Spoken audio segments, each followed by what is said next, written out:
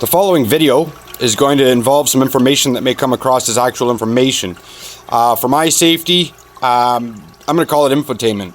I'm not a licensed electrician or plumber, and I'm going to try to give some advice on how to do things without hurting yourself in very simple terms. If you're still not confident, don't do it. Get some help. Somebody like myself can work fairly cheap because I can't actually, in my province of Ontario in Canada, I can't touch your electrical, but I can explain to you, standing next to you, what to do if you want to do it without hurting yourself or burning down your house. Rules may be different in other areas, and I just want to make sure that everybody is in complete understanding that watches this video that I'm not liable and I can't really give advice, although I'm going to do my best to help out. Most of these videos will be requests for information that I may have to help people out that I know. Otherwise, enjoy, be safe. Hey guys, it's Mike. I guess this is kind of for my anonymous Nathan, or probably Turtle should watch this too, because she needs to make sure he's supervised. This is an electrical panel that's currently not hooked up to any high voltage. Right now it's on 12 volt, but I'm going to try to use it for some examples because I can touch things in here without electrocuting myself. One of the first things I wanted to show you to look for in your panel, because I may refer to this, these are the ground screws. You'll notice that they're actually attached directly to the panel itself. Sometimes there will be little blocks, but one of the things you'll notice is they are attached directly to the panel. And somewhere on your panel, a lot of times in this main breaker area, or like here, you will find there's a big lug hooked in. Now that should go outside to your ground plate, which is actually in the ground. Now depending on what your local code is, will depend on what that is. It would be nice to assume that that is done properly. That's something that would have to be checked if you're not sure of it. But like I say, you're working in an existing system. This is your neutrals. One of the things you'll notice, this is blocked up, but it's not fused. This is where a lot of your white wires will hook into, which is your neutral wire. What was I going to point out here? There's your main block for your neutral. Again, it's insulated from the actual box itself, but it's not fused. Then you get up into here, and you'll notice on your main switch, I forget what this was originally, probably like a 60 or 100 amp. It's got two pieces to it. This would be your main switch. Each side of this switch, I'll show you in here, there's a bar and a bar. One of these would be 110 volts at 60 hertz here in Canada, and the other one would be the opposite, 110 volts or 120 volts at 60 hertz. When you hook these two together, you get 220 volts, which is what your stove, your dryer, a number of things like that work off the 220. A lot of other stuff just works off 1/2 with the neutral wire here. That makes your 110 or 115 volt circuit. So those are kind of the basics. You were asking about grounding. So in your panel, anything that hooks directly to a box is probably going to be your ground. And I will get into the wires here in 1 second. All right, so here we have a, almost looks round. This is a 14.2, 14 gauge, or 14.3, sorry. It's a 14 gauge wires inside. They call it a 14-3 because you have 3 separate colors. This wire, whatever reason they don't count, it's the bare one. That in your more modern wiring is your ground wire. The white one would be your neutral. And then depending on your application, the red and black wires, both are usually considered hot. If you are working on something that is like a light duty 220, 220 motors for hot tubs and pools, and come on, Mike. Anyway, there's a few things that use 220 with the 14 gauge. It's a lower amperage, but it is 220 volts. They will run this type of wire. The other applications, at one point in time, now I'm trying to think of the exact era. I want to say around in the 70s-ish. Anywhere in a kitchen, they were using like a 14-2 wire, and they were running, this would have been one 15 amp 115 volt circuit, and this would have been another one, and they would have pulled a tab out of the plug. So on the live side you would have these 2 wires hooked into the plug, and you would have this wire hooked into the other side. You have the panel or the box for the plug hooked to this wire, as well as the ground on the plug, and that would give you 2 separate circuits on each plug. Now what they've started doing in Ontario in the modern era is they've been going to a 20 amp single circuit. So basically you would get rid of this, and I've seen this done where when you go to a 20 amp GFI, ground fault interrupter, they will literally, if this wire is in good shape, literally get rid of one of the wires, go back to the panel, put a 20 amp fuse in, or a 20 amp breaker, and wire this into a regular GFCI, anywhere within 3 feet of water. So now you've got 20 amps, but it's a single circuit, and basically you have a backup wire if you need it or something. That's like the cheap and easy, cheap and dirty. I would even have to double check on the legality of it. Regardless of code and legality is very likely, if the wire's in good shape, switching from a 14-3 to and just getting rid of one wire and making a 14-2, as long as everything is done correctly, I personally don't see much of a problem with it.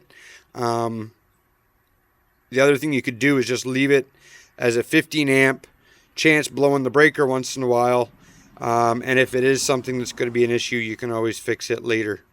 The other way they use the 14-3 like this is if you had, let me see, I have one here, say a light switch, and you've got the actual power going into a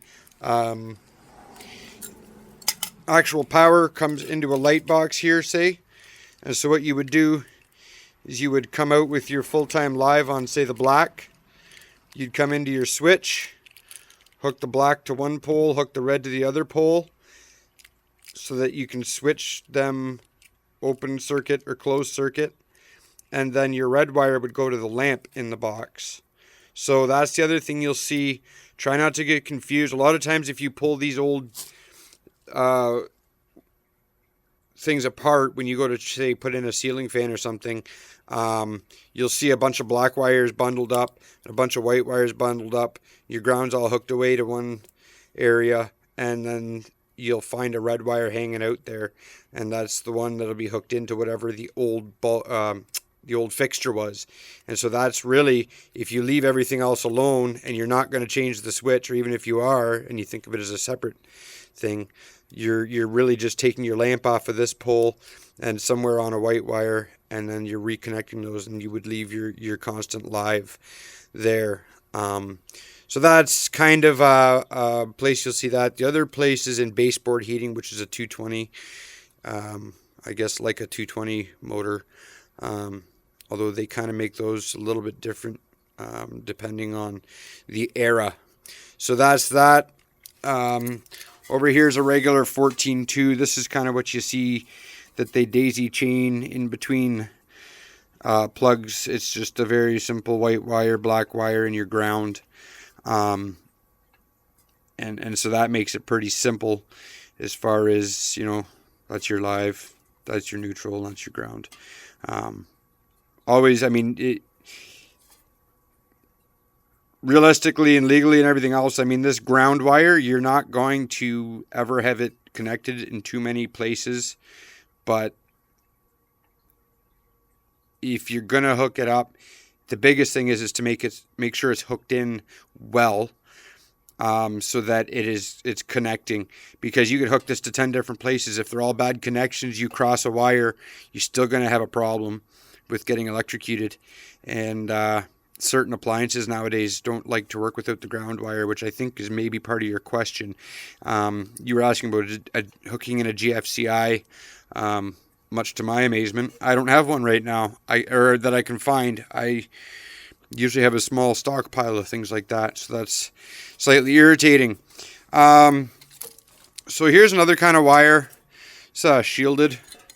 A lot of times this shielding, it gets grounded, and then you just have a black and a white. I'm assuming that that's what you have if you're asking about grounding plugs and stuff. You should not put in a 3-wire plug if you don't have a ground in your outlet, unless you're going to put a huge label on it. I know there's a way you can do it with a GFCI, and without having a GFCI here, it's kind of almost hard to explain how it works.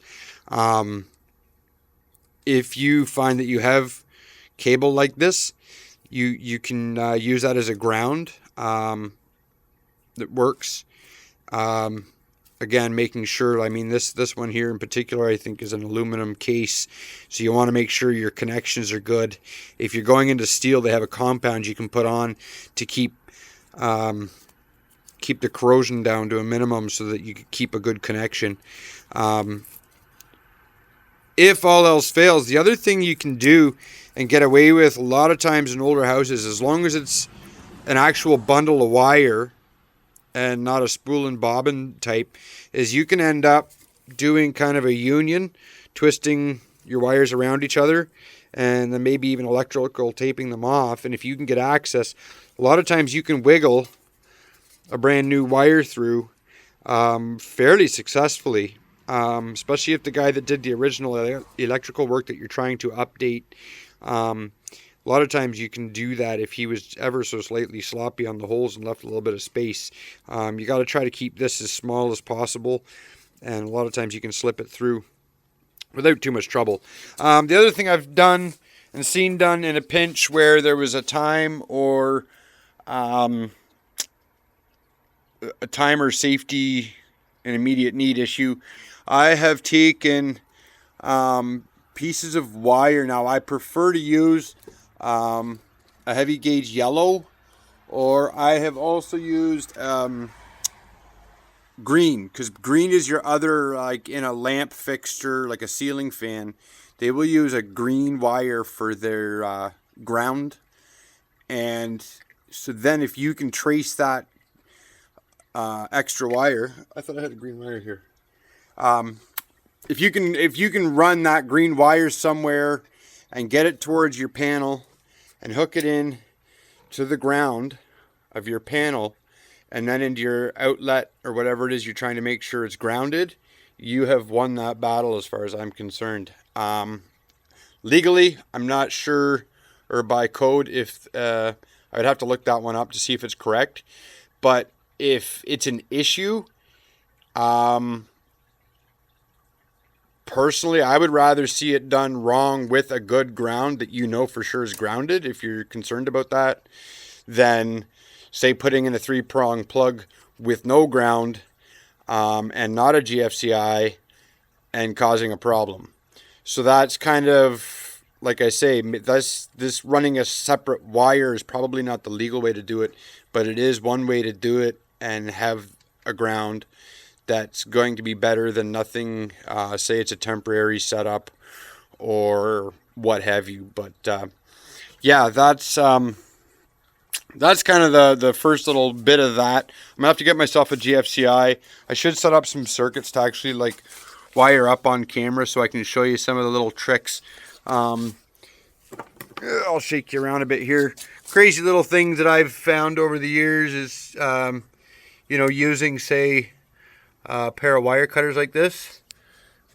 And see if I can show you how I do this. You don't pinch it, but you can kind of give the curl of the wire. It's not showing up very well. Anyway, that didn't work very well with one hand and a foot. Gonna do a video on a tripod soon. But that way you can set that in your screw and it just hooks in there a little nicer. Once you mess with it a few times, you get better at it. So anyway, that's I'm gonna call that an introduction for you guys. Hopefully that makes sense, and I will do more as I go along. I also know I've been asked to do a series on some ceramic tile, and I'm going to do that in a bunch of broken down steps, and I may do another something like it with the electrical. Maybe I'll go over some basic tools, basic circuit wiring. Like with the tile, I'll do some basic cuts and whatnot, and then eventually maybe somebody will ask me about plumbing and I'll get into that as well. And who knows, if you've got questions, make your request and I'll see what I can do. And if I don't know the answer, hopefully I can find it out for you. And again, be safe. Talk to you.